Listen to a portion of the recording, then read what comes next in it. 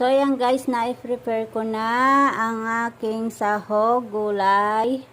Ayan. So, guys, impisahan na natin na magluto ng pakbet. Ayan,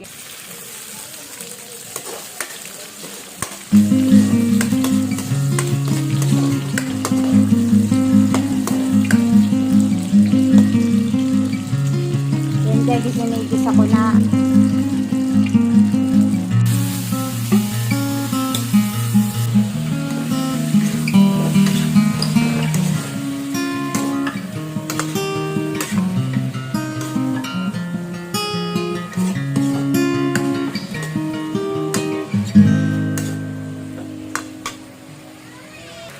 At syempre, lagyan ko rin ang pangpalasa.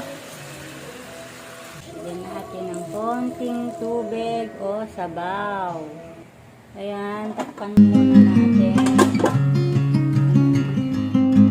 So, ayan guys, naluto na ang aking pakbet na ginisa sa bagoong. Ayan.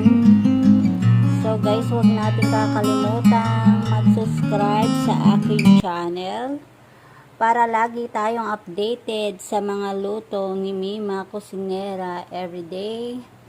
So guys, thanks for watching. See you again guys.